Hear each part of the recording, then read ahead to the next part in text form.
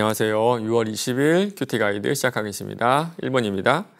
사울은 다윗을 죽이기 위해 어떤 계략을 세웁니까? 여러 관련 구절이 있는데요. 17절만 읽어보겠습니다. 사울이 다윗에게 이르되 내 맏딸 메랍을 내게 아내로 주리니 오직 너는 나를 위하여 용기를 내어 여호와의 싸움을 싸우라 하니 이는 그가 생각하기를 내 손을 그에게 대지 않고 블레셋 사람들의 손을 그에게 대게 하리라 함이라. 블레셋 사람들과의 전쟁을 통해서 다윗을 죽이려고 지금 하고 있습니다. 그리고 그 방법이요, 자신의 딸과의 결혼입니다. 그러다 갑자기 다윗에게 약속한 그 딸을 다른 사람에게 주는 모습을 볼 수가 있는데요. 아마 성경에 나오진 않지만 다윗이 그 사울의 이야기를 듣고 블레셋과의 전쟁에서 승리했음을 추측해 볼 수가 있습니다. 그러나 약속을 어기죠. 그리고 자신의 딸 미갈을 빌미로 다시 블레셋과의 전쟁을 다윗에게 요구를 하게 되는데요. 당시 풍습에 따르면 한 남자가 어떤 여자와 결혼하기 위해서는 그 여자의 아버지, 그러니까 장인어른에게 몸값을 지불하는 것이 일반적인 풍습이었습니다. 사울은 블레셋 남자 100명을 죽이라고 하죠. 이를 통해서 다윗이 죽기를 바랬지만 다윗은 도리어 200명을 죽이고 그들의 포피를 잘라내는 모습을 볼 수가 있습니다. 사울 입장에서는요, 다윗을 죽이려는 계략이었지만 다윗 입장에서는 아무런 어려움 없이 또 아무런 불편함 없이 왕의 가족이 되는 그런 기회가 되었던 겁니다. 2번입니다. 사울의 간교한 계략은 왜 실패하였습니까? 27절입니다.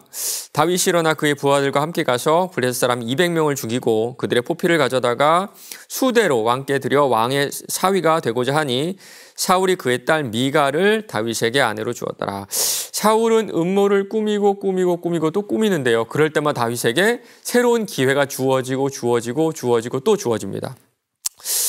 오늘 이 사건도 한번 보세요. 다윗은 야심도 없었지만 어떤 꿈을 이루기 위해 사울의 집안을 공격하지 않습니다. 어떠한 악행도 저지르지 않아요. 도리어 자신을 미워하는 사울의 허락을 받고 사울의 집안에 들어가는 그런 모습을 볼 수가 있습니다. 그 이유가 28절에 나오는데요. 여호와께서 다윗과 함께 계심을 사울이 보고 알았고, 대적인 사울이 봐도 하나님의 일하심이 눈에 선명하게 보였던 겁니다. 맞습니다. 우리 하나님은요, 사울의 악함을 통해 당신의 선함을 이루어가고 계신 겁니다. 3번입니다. 사울의 계략에도 불구하고 다윗은 어떤 삶을 살게 됩니까? 29절 30절인데요. 사울이 다윗을 더욱 두려워하여 평생에 다윗의 대적이 되나니 블레셋 사람들의 방백이 싸우러 나오면 그들이 나올 때마다 다윗이 사울의 모든 신하보다 더 지혜롭게 행하며 이에 그의 이름이 심히 귀하게 되니라.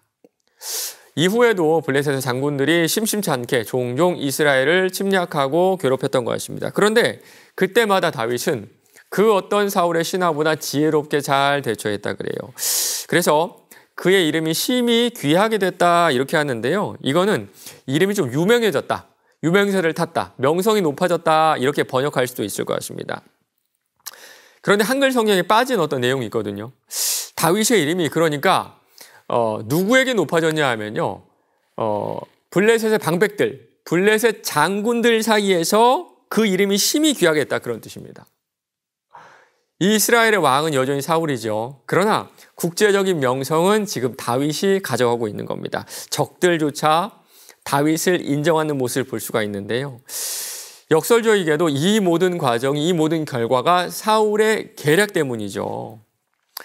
사울은 다윗을 악하게 대했지만 하나님은 다윗의 이름을 점점 귀하게 여겨주세요. 4번입니다. 사울의 간교한 계략에도 불구하고 다윗이 더 지혜롭고 그의 이름이 존귀하게 되는 이유가 무엇인지 묵상해 봅시다.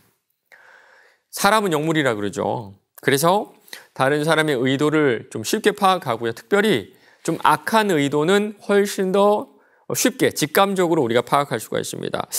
다윗도요, 사울이 블레셋 사람 100명을 죽여오라 이 말을 듣고 이 말에 담긴 그 나쁜 의도를 알았을 거예요.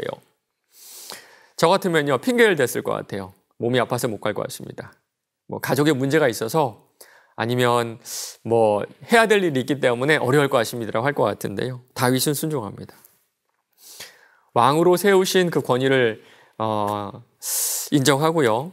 하나님의 인도하심을 신뢰하는 모습을 볼 수가 있는데요.